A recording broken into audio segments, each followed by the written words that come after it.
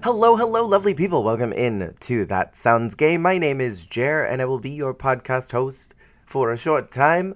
I hope that your week has been going well. I hope that you are doing good.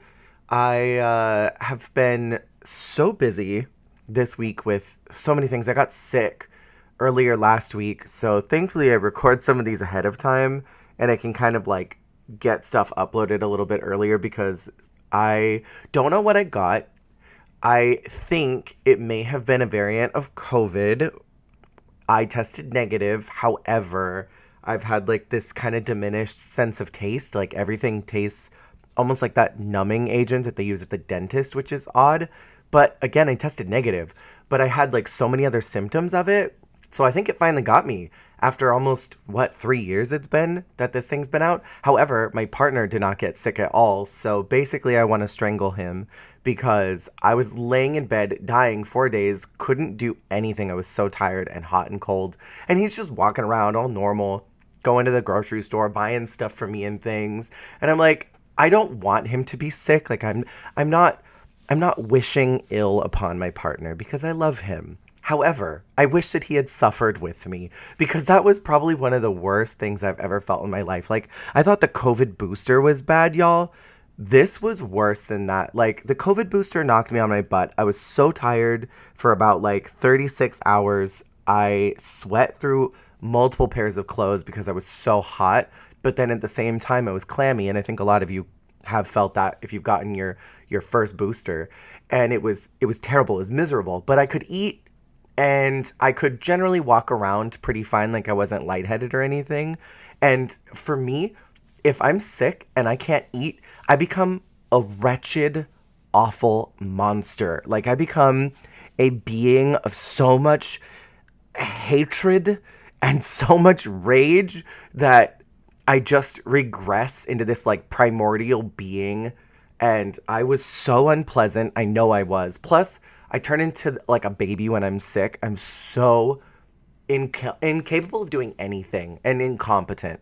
And I require everything to be done for me. Like, I need to be waited on hand and foot when I'm sick because I turn into such a baby. And I think it's because I'm such a control freak in normal, every day-to-day life that when I'm sick, I'm so unguarded. And then on top of it, I couldn't eat. So I was just like an absolute menace for 4 days. And it was, again, worse than the COVID booster. And on one hand, I was like, I'm so glad that Jake is okay enough that he can take care of me, because if he was dying in bed too, I don't know what we would do, because we would not eat for 4 days because I legitimately couldn't move. But I'm like, I just wish that you could experience just a taste of this, because this was awful.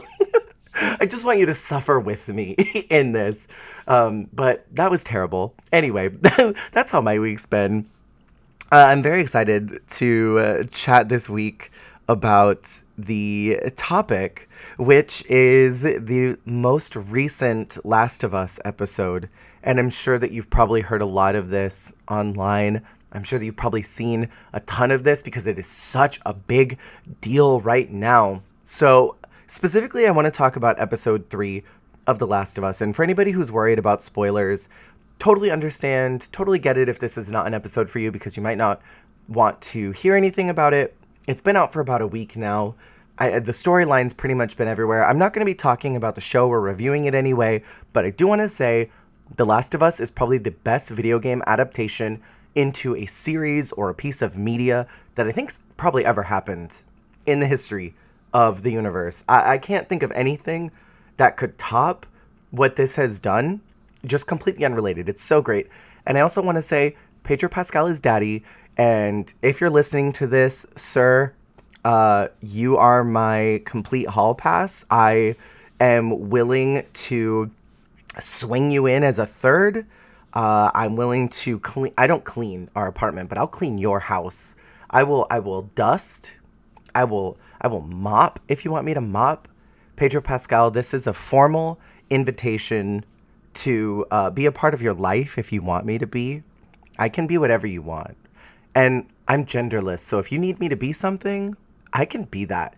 Daddy-o, I'm here for you. Anyway, that's my solicitation about the show to Pedro Pascal, all of that. It's fantastic. Watch it if you like zombie-esque franchises, watch it. If you like good media, you don't even really have to like zombie type stuff to enjoy this show. It's that good. It's really incredible. You don't need to know the games. But anyway, that's not what I'm talking about. I want to talk about the context of this episode. And the overall content of it was a gay love story.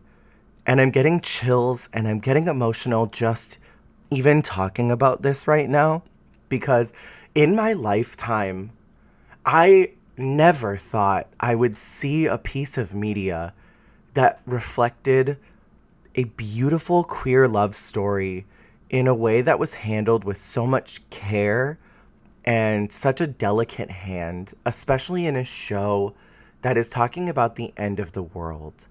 And I want to highlight that there are a lot of shows that are coming out that have queer representation. There have been in the last 10 years, and there's been a lot of really great media out there, right, that has highlighted queer people in a really positive way. But the reality is that the bury your gays trope is still very much alive and well and has been in Hollywood for a very long time. Now, if you don't know what the bury your gays trope is, this is something that's existed for decades and decades and decades, which the queer person in the media dies in a very tragic way, typically because of their sexuality, or they are unhappy because of their sexuality. They have no way of achieving happiness, becoming happy, finding someone that they love, and if they do, they are tragically separated from that person. And this is a very, very common trope that is still used. It's quite disgusting.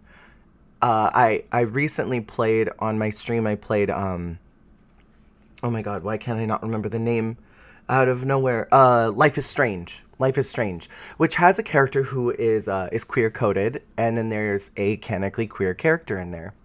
And in the game, the character is really manipulative, and she's really unpleasant and ends up dying at the end of it. And it's not so much about her sexuality of why she dies. Well, lies and slander. It is. A lot of it has to do with her sexuality. And it focuses on her storyline and her being a queer person and having to be unhappy, and that's how she goes out. And this is a more recent game that this happened. And there's media that I've seen where, you know, the only queer person in the show is a very specific archetype. You know, even in shows like Will and Grace, the queer characters aren't in super committed relationships. I think in the most recent season, I think they actually did give a love interest to one of the characters, but it's not a super common thing that you see happy queer people on TV. And the list goes on. I could list them off for hours on end. But The Last of Us took a queer character, someone who was suggested to be queer in the games, and what they did is they built a beautiful love story around him and his partner, Frank. And so in the show, it's the end of the world, it's 2003, and this character is living on his own, doomsday prepping in the apocalypse. A couple years later, he meets this guy, and the entire episode highlights their life together. It shows them getting older, going through couple fights, going through growth points, and by the end of it, we have seen the fruits of their labor, of how they've grown old together, how they've made adjustments in their life, how they have become different people because of each other. And it's to accomplish a very specific storyline, but the highlighted part is that this was an episode that highlighted love in a way that isn't shown on television often for queer people. When we're shown in love, it's typically all about hookups, it's all about sex, it's all about an exchange of services for sex. It typically revolves around just like open relationships, which are absolutely valid and we love that, but we don't often see a situation like you would see in a heterosexual plot line where these characters meet each other, they fall in love, and they grow old together. We see that a lot in media for het people. We don't see that for queer people often. And one of my most favorite lines from the episode was about noticing the little details. And that's how you show love. And Frank specifically tells Bill, you know, you've given me this small space in your life, and I want to be a part of your entire life. I don't want to just be a part of the place that you made for me. And that is such a common thing with queer people, is that as we live in the closet, as we hide from the world, we get older and we curate these spaces that are ours because we've never had anything that was ours. We felt like we had to hide anything we were interested in. And so when we invite somebody into that space, it's very hard to make adjustments. It's hard to give some of that space away because it's the first time that you've ever had it. And I want to delve deeper into this into second adolescence. But as queer people, we often go through a second adolescence, and that can sometimes manifest in like a very selfish type of outlook on your worldly possessions and the things you have. And I'm guilty of doing this with my partner, and it's hard to make those compromises. And we see this happen in a very lovely way where Frank says, I'm asking for this. Please give this to me because I love you and I know you love me. And this is how love is supposed to work. And through their relationship, you see them learn this. We're not really taught that as queer people. We've talked about that on this podcast. We're not really taught how to love. We're often taught how not to love. We're taught, don't talk about your sexuality. Don't talk about your interests. Don't talk about the things that make you not masculine or not feminine if you are, depending on your assigned gender at birth and the expectations for your gender role in your household. Don't talk about those things. Don't show affection towards people of the gender that you're attracted to, because if you do, there's going to be weird looks, there's going to be gazes, there might be fights, you might be hurt. So we're taught to hide all of that, and we're taught exactly how not to love. And so when we get into a situation where we experience love, we don't know how to handle it. We don't know what to do with that. We don't know how to progress forward. And we see this beautiful relationship where they're learning that together. They make compromises with each other. There's a moment where raiders come in and they attack, and Bill gets hurt, and he has this whole dramatic, this is my last day, I'm gonna die, do this, and you can have my estate. And Frank's just like, yeah, whatever, you're gonna be fine, I'm taking care of you.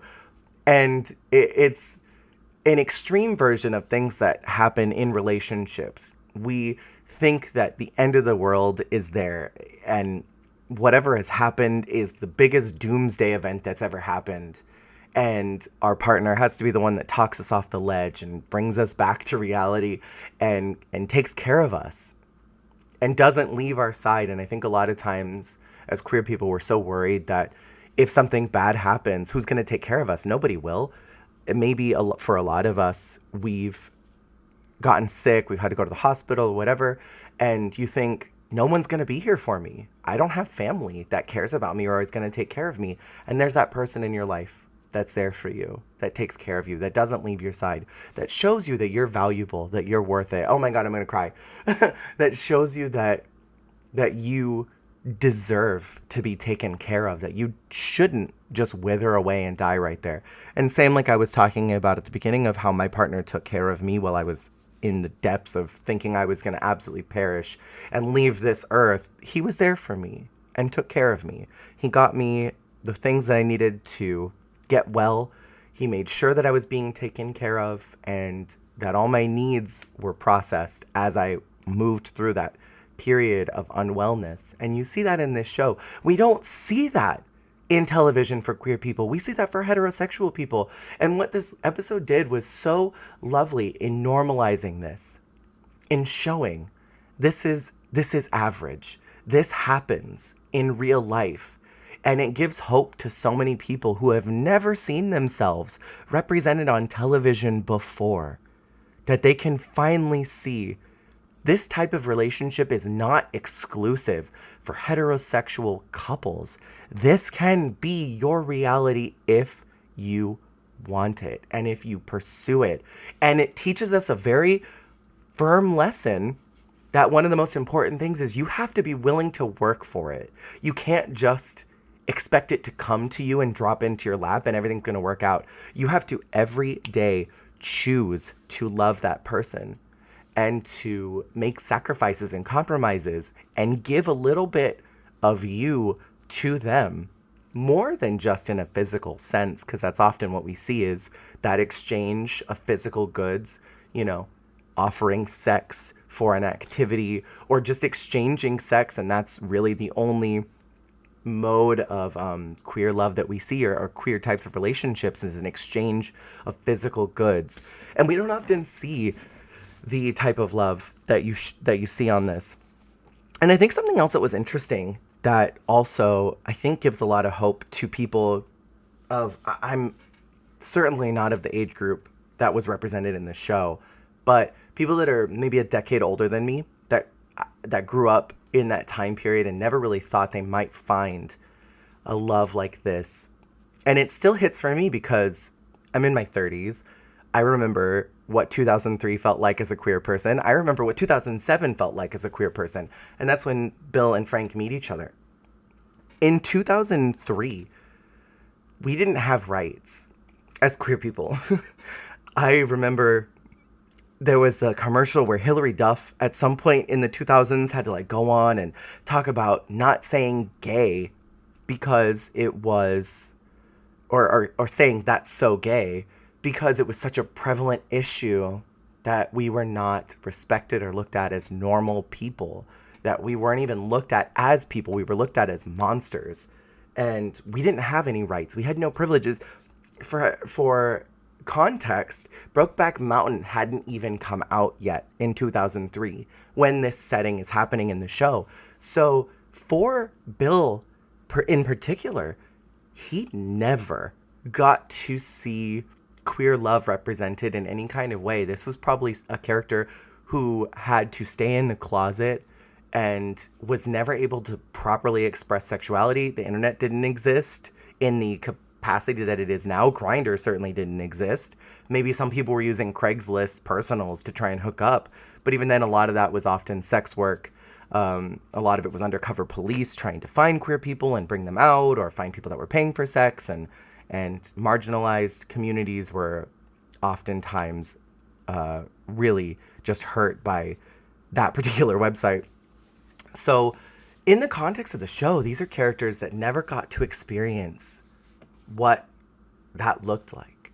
And that's what makes it even more beautiful, is that in the end days, when nothing else matters, what really truly matters is what you're doing in the world, how you choose to conduct yourself. And these two characters that have nothing holding them back. No laws, no politics, no social relationships that hold them back from loving the person that they love.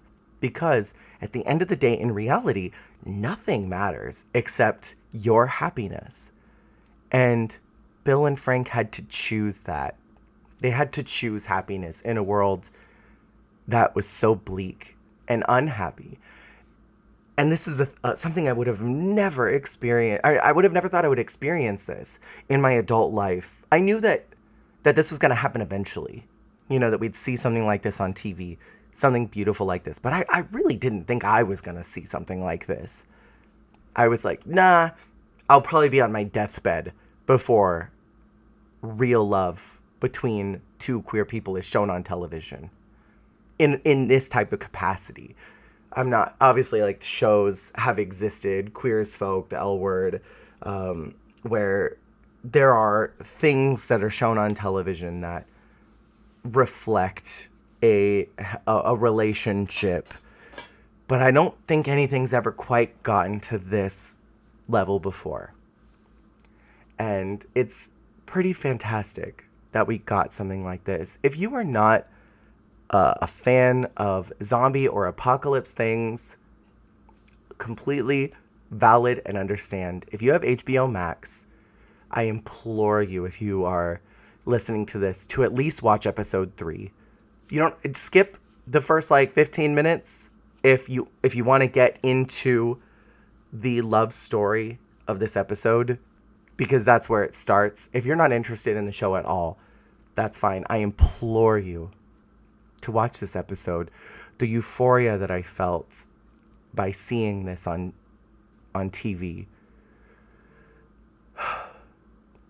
it was really impactful, and it's made a huge impact on me as a person, seeing myself represented in the world. I could see so much of me in Bill, and I could see so much of my partner in Frank, and just seeing two happy queer people on TV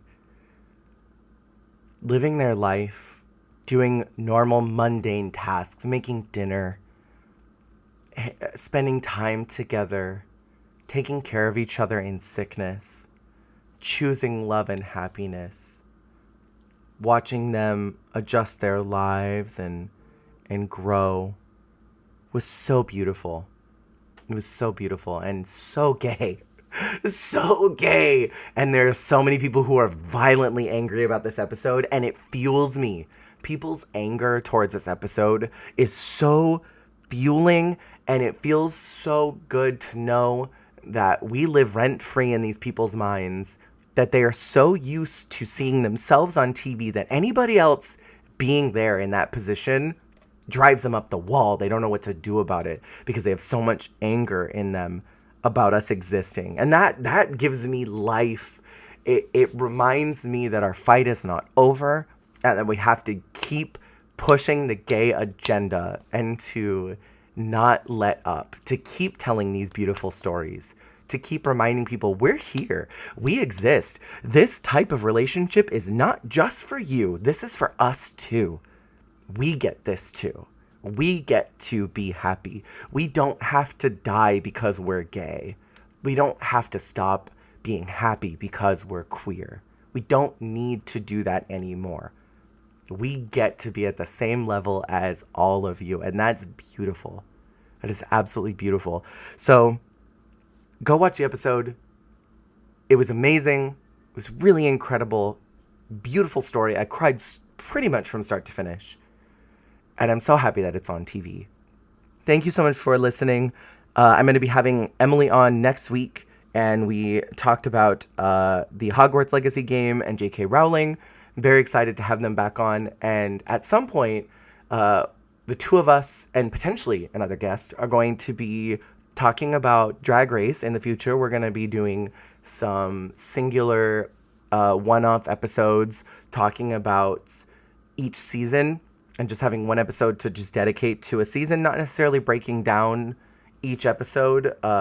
Unless that's something that y'all are interested in, I'll probably have that assigned to a different day and have one Drag Race episode in a week, and then the normal, just like conversational podcast on a different day. But thank you so much for listening. If you haven't already, if you could leave a comment and a rating, I would really appreciate that. It helps me more than you know. And I will chat with y'all very soon. Thank you for listening to another episode, and have a good week. Goodbye.